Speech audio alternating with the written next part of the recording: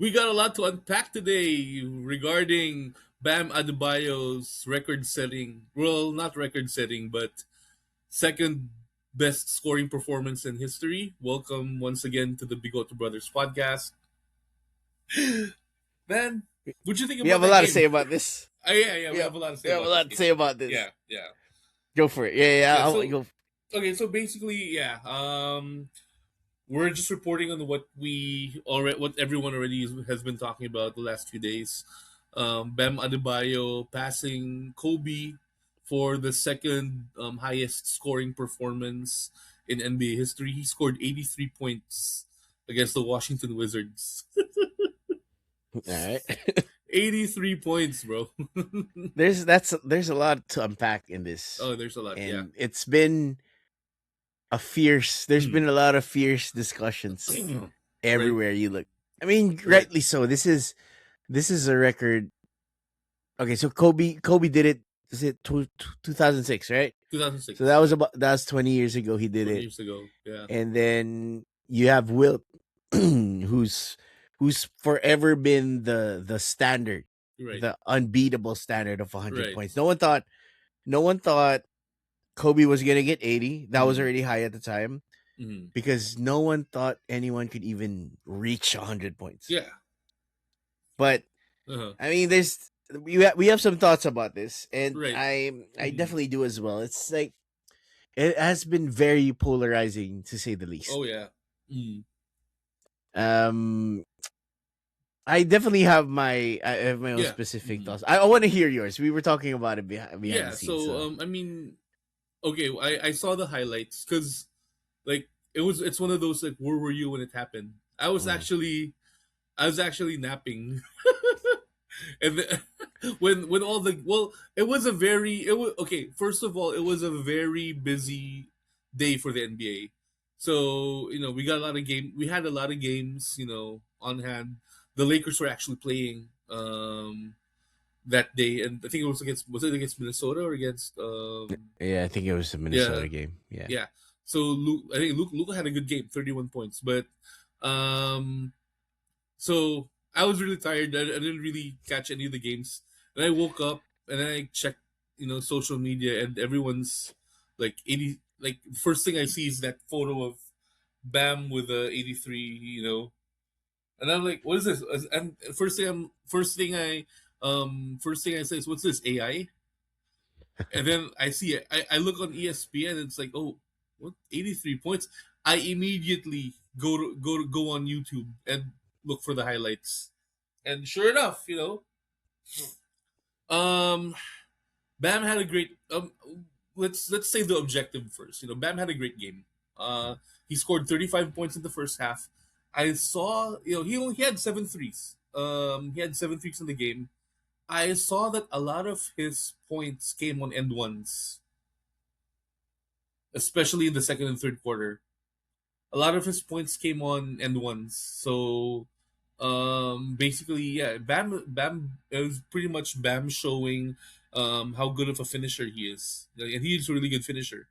Um I saw probably like five or six end ones in the highlights apart from the threes, and it was just his night, it was for the first three quarters, it was just his night. Like I can imagine that feeling, when you're shooting and the basket looks as big as you know looks as big as a rain bucket. So Yeah, it's yeah. it's it's one of those nights where I'm sure you've had those when you're playing ball. Oh You yeah, had those yeah. moments where you just throw everything up. You throw So if anything up and it goes in. yeah, Right? you're not gonna miss. Yep. You're just unconscious. Yeah. Everybody who's played the game in some way, shape, or form knows It that feeling. has. Yeah. Right? Yep. And to do it in an NBA, to do it on an NBA stage Mm. against in front of that much people, Mm. and then probably 18,000, seventeen Yeah. thousand. It's Mm. insane. It's an insane feeling to do it Yeah. at the top of the sport, the top of the pinnacle of the sport you're playing, Mm. and inside that arena full of people. Definitely Mm. right. Right. Yeah. So it's objectively speaking, yeah, he definitely had uh a great game. And I remember Yeah. where I was. I'm actually here in the same. Yeah. I was working. Mm. I was working. I got the notification on my Mm. phone that Bam scored 30 points in the first quarter. I'm like, what? Yeah. Is this real? Yeah. Right? Is this real? Because I was just checking the box scores and whatnot, Right. and I saw the Heat. Because the Wizards are on my. I have a couple of Wizards on my fantasy team. Mm. So I had Alex Sarr as one of them. Alex He's Sar. one. Yeah. Yeah. Yeah, he's Sarr is one of my players on my fantasy Mm. team, and I was Mm. just checking up, Mm. and then it was I saw the box score, and it was the first quarter, and Bam had 30. I was like, "Is this real? Yeah. Well, what's going on right now? Is this real?" And then I just put it off. Right, I didn't Uh, really pay no attention to mm. that because these are the Wizards. Yeah. Right, these are the Washington Wizards. I kind of figured out that eventually Bam's gonna cool off, and Mm. Heat are gonna blow out the Wizards, and then this is gonna stop. Yeah. Right, this is they're gonna sit Bam when he has like 50, 60 points or Right. something, and then we're gonna call it a night. That's it. Great night. You had a great night. We don't want to risk injury. Uh. We beat this team already. We're in the thick of the playoff race. Why risk something? But Yeah. that's really not what happened, right? Yeah. So did you watch the? I finished work eventually, and I was able to watch the fourth quarter in this case. Mm. Right. So um, I don't know if you were able to watch it in detail, but that for the fourth quarter is essentially where things went wrong for people. You know, The fourth quarter is basically where things got a little out of hand. right? Yeah. So the Mm. the Wizards were already done, right? They're They done. Yeah. finished already. So Yeah. if we have a look, the score coming into the fourth quarter, the Miami was already up 16. Mm. Yeah, Miami was already up 16, and they were they were showing no signs of slowing down essentially. Yeah. And this was a win. And usually teams take out their stars this big Right. when it's 8 minutes left or 7 minutes left. Yeah. So the Heat were up 21 points at the 9 minute mark. Right. And you'd usually put your garbage time unit in here because that's what um you just pull your starters, right? You don't want Yeah. to risk injury. You don't want to mess anything up, and even stretching it to the half of the quarter would be Mm-hmm. good, right? Right. You pull everyone out, stop it. That's it. And then I'll let you finish that. But what Yeah. what happened next? So yeah, so like I mentioned, this is where it gets absurd. So yeah, I mean, typically, when you're up big, take your starters out, get them to rest for the next game. Yeah, give them a breather. But so two really really visible things happened. In the fourth quarter. It's one, they kept Bam in the game, and number two, when he got to 70 something points, get this, the Heat were intentionally fouling the Wizards so they could shoot free throws, and so that Miami can get the ball back, and they could feed Bam the basketball and get him to 83. Mm. That's where it becomes pretty absurd, you know? Yeah, I mean, just to add to that, Yeah, they were, as you said, the Heat were intentionally fouling right. the Wizards in here. There Right. was even a play where Mm. the Wizards intentionally fouled the Heat so that Bam wouldn't score. They were trying to keep Bam from They're scoring. kind of Okay, trying to keep him from to scoring, yeah. to the credit, Yeah. to the Wizards' credit, they didn't want to be that team that's gonna be the other side of the trivia question Right. when the time comes. So they were intentionally fouling Heat players so Bam doesn't get the ball. But what the Heat did was funny too, because instead of Mm. making the free throws like you should, they intentionally They missed the intentionally free missed the throw free throws. to try to for Bam to try to get the offensive rebound. it was just a game of cat and mouse, and Right. it went on for pretty much the last 4 minutes, right, of the game. Yeah. And I think this is where the discussion becomes The yeah. a little bit more relevant, Right. right? This is where, because yes, there's we never seen video of the 100 point wilt game, There's no video. right? For It's from all yeah. accounts, yeah, from all accounts, you're right. The they were fouling the opponent. They were intentionally we're doing the same thing Miami's doing, extending Right. the game Mm, so that mm, Wilt could get the baskets. mm. But I don't think Wilt was getting fouled because he's such a horrible free throw shooter, right? He was a horrible free throw shooter, but made, and I checked the stats, made 28 of 32 Free throws that game? free throws that game, and That's it insane. it this is where it becomes. Are you? This is where it becomes. We gotta have some proof because Wilt was a horrible free throw shooter, probably worse than Shaq, honestly. And in this game, he made 28 of 32 free throws. That's what the box score says, and that's what the that's what probably the radio announcer at that Mm. during that day said. Okay, now get this. Another thing that we don't know about the Wilt 100 point game is that okay, there's no video existing of that game. Number two, the only known the only known audio call was an audio call by an announcer who was not even in the game, who was listening to the who What was is this? listening to the game. Is this the original work from home basketball edition? Yeah, Is that what it exactly. was? Yeah, and Wait, it wait, wasn't wait, wait. even. Are you saying that, is there a reason to not believe the Wilt 100 point game? Is that where you're headed with this? No, there is reason to believe the 100 point game, but I can understand why some people are skeptical. Okay. Okay, Yeah, that's fair. That's yeah, fair. yeah. But because here's the thing. I mean, there's a reason why Kobe's 81 was kind of the gold standard. The gold Right? standard, exactly. Nobody expected to be as close to Wilt. No one expected No, someone to yeah, go near 100. yeah, So just going back to the Bam game, and yeah. I mean, my look, at the end of the day, these are my thoughts on it, right? And at the end of the day, Bam still had to make those free throws, Of course. even though they were extending the game artificially. I agree, they artificially extended the game. They really didn't play basketball then. Mm, It was a horrible stat pad game. yeah. Okay, it was a horrible stat pad game, Oh, and absolutely. it was more of, they just wanted to get the record, and Yeah. even Spo admitted that Oh yeah. they Uh-huh. even Spo admitted they went in there with his his train of thought was they wanted Bam to get the record. Mm, That was what it was, and right. they did everything they could Hmm, to get there, and they hmm, did, to their credit. right.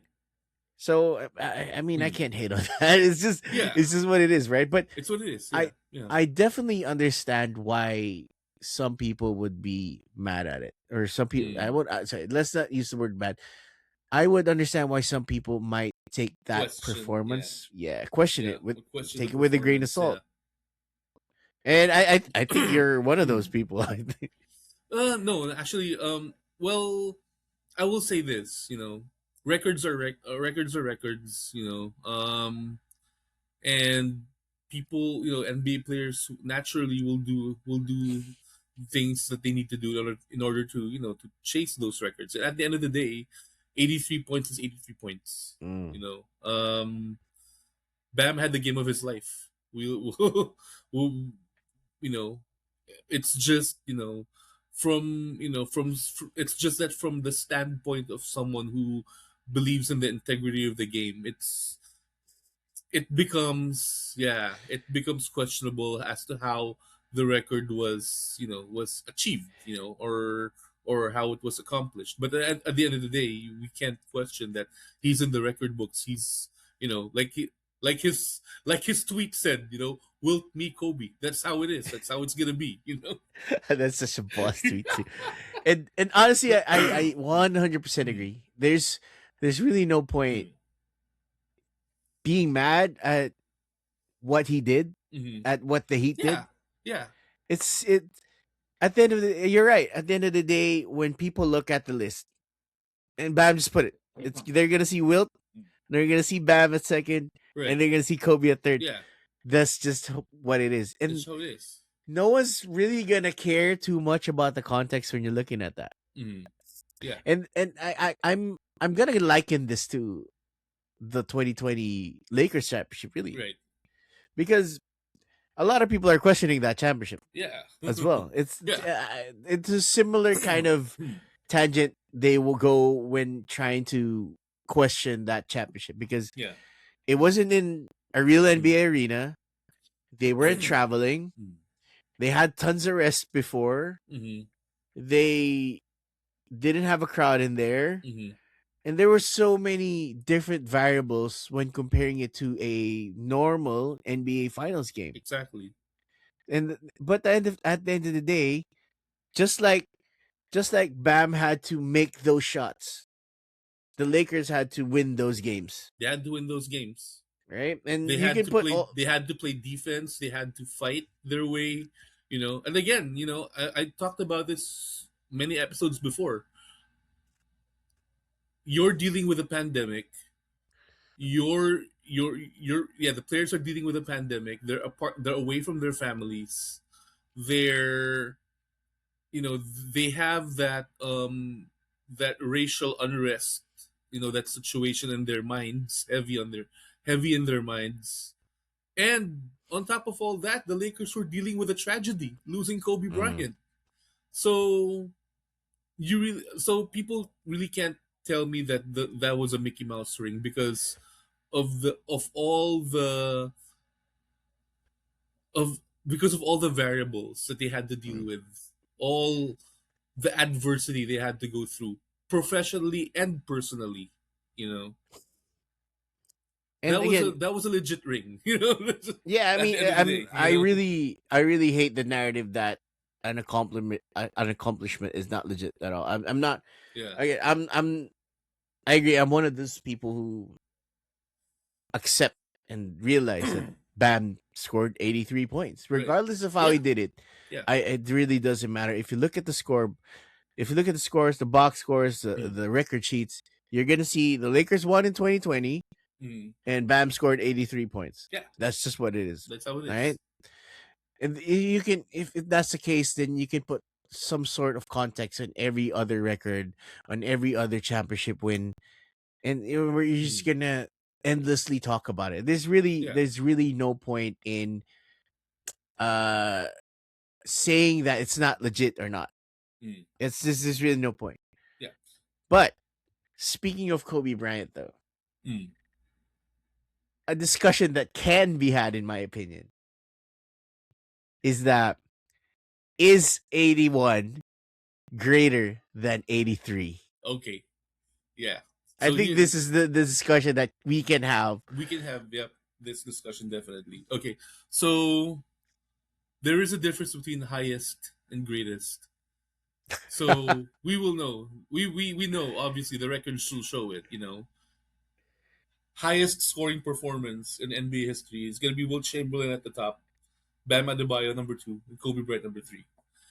But when we talk about the greatest scoring performance in NBA history, when we talk about the circumstance that had to be overcome in order to be able to get to that number, the hot take that I'm gonna give you is that Kobe Bryant's 81-point game is the greatest scoring performance in NBA history.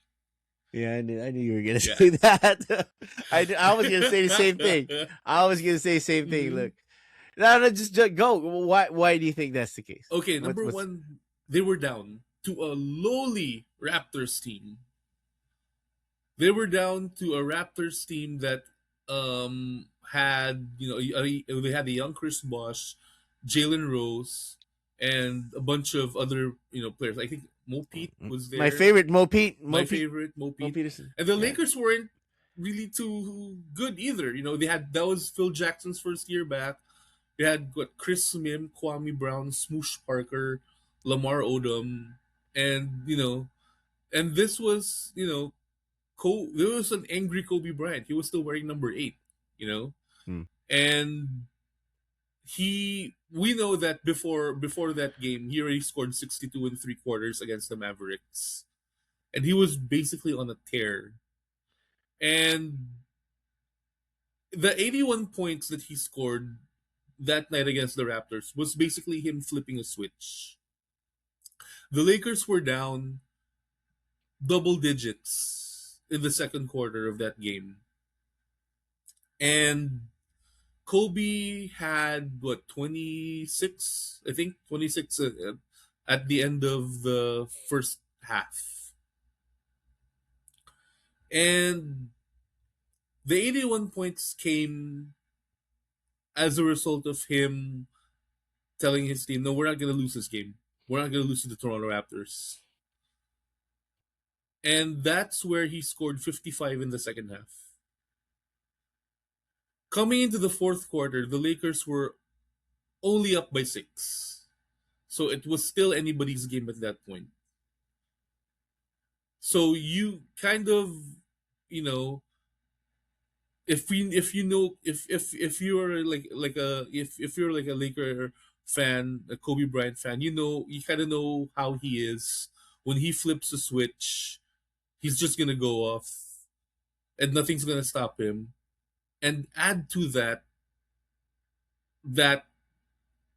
feeling of the basket just being as big as a rain bucket, which Bam had, by the way, in that game of his life In the first half, though. in the first half. Mm. Although, yeah, so it's Kobe flipping a switch and just him being just no, just really lucky that everything was going in. That equals to the 81 points. So it's the circumstance, that the Lakers had to endure, which kind of makes it for me the greatest scoring performance of all time. Like if we compare the raw numbers, it, Uh-huh. it pretty much Mhm. tells you the kind of game it was, right? Yeah, Let's be from an objective standpoint. This is what it looks like. yeah, So Bam had made 20 of 43 shots. That's right. 47%. Hmm. And Kobe made 28 out of 46 shots. That's 61. Right. 28 over 46, yeah. And Hmm. then in the threes, Kobe was almost half, well, better than half. He only shot 13 threes Right. and made 7 of them. Yep. Bam had Bam shot 22 threes uh and made 7 of them. right. And this is the kind of discrepancy coming up that's got people's panties in a bunch, really, Mm. because Bam took 43 43 free throw attempts. I think that's the record as well. That's a record. Yeah. Yeah, and then he made 36 of them for Right. 84%. I think Right. that's the record as well. I'm not sure. Mm. And then Kobe was 18 out of 20 Yeah. for 90%. Yep. So from a score, if we're talking about ethical buckets, like the Yeah. term is everywhere now, you can argue that Kobe's was a lot more ethical than this. Right. Kobe had, as you mentioned, they were down. They needed Mm. Kobe's production because there was really no one else there. Yeah. And you had Smush, Kwame, Chris Brown, Chris Mim, sorry, Chris Mim, Kwame, Lamar, and then Lamar. Yeah. your bench was Devin George, Luke, Sasha, and Brian Cook. That was Right. pretty much it. Yeah. Andrew Bynum did not play that game, Yeah. and then you that's essentially what the Lakers had at that point. There was no one who's gonna score No. other than Kobe Yeah. Bryant. Yeah. And to Bam's credit as well, in that game there was no Norman Powell, no No Khalil Norman Powell. Ware, Yeah. no Tyler Hero. He was the guy who was supposed to be scoring, and to his credit, he did. Yeah. Right. Our debate here is, why is 81 greater than 83? I agree with you. Mm. It's essentially how the game flowed Mm-hmm. and how the buckets were needed. Right. Bam could have stopped at 60 something Yeah. because they were up 20s, Yeah. right? There was no point. There was essentially no point in him staying out on the floor other than the fact that he wanted to get the record. He wanted that Right. number. He wanted, and again, that's fine. But if we're talking about a something that the Lakers needed, they needed every bit of those 81 points Yeah. in order to win that game. Mm-hmm. It's not. It wasn't even a question because Yeah. Mike James was on a roll in that game. From Toronto. Yeah. Mm-hmm. Yeah, Mike James had he had 28 points in that game. Mm-hmm. Chris Bosh had 18. Jalen had 17, and Mm-hmm. yeah, they had a 6-man candidate in Charlie Villanueva. Oh They yeah. had a Yeah. lot of Mm-hmm. scorers on that Toronto team, and Kobe was the only one doing it on the Laker end. They Mm-hmm. needed every bit of those 81 points in Yeah. order to pull out that win. Mm-hmm. I was Kobe chasing a record? Well, think about it this way. The context of that game, this was the same season that Kobe had that 62 point game against Dallas, right? Dallas. Yeah. Where he had a chance to get 100. I believe that it was Phil who asked Brian Shaw to ask Kobe if he wanted to go back Mm-hmm. and go for the record. Yeah. Well, we know what Kobe said. He said no, Yeah. right? Because that. I don't think Kobe's that kind of guy. Mm-hmm. And then he went eventually got this 81. We Yeah. knew that this game was coming. This was a legendary. This is one of Kobe's highest scoring seasons in his career, Yeah. if not the highest scoring one. Probably the highest. Yeah. Mm-hmm. Yeah. So this was when he was just off the charts. Yeah. This was him Mm-hmm. prior to getting Pau Gasol, Mm-hmm. and this was him just going crazy. Really, as Yeah. you said, it was apparently the last year that he was wearing 8 as well. So that's The that's last pretty year wearing cool. 8. Yep. Yeah. So I'm not gonna say Bam's 83 sucks. I'm not gonna say it No. didn't matter, Mm-hmm. but I cannot in any good conscience say that Bam's 83 is bigger than Kobe's 81. 81. Yep. I don't care about what the numbers say. Mm-hmm. So in this case, I would happily say that Mm-hmm. 81 is greater than 83.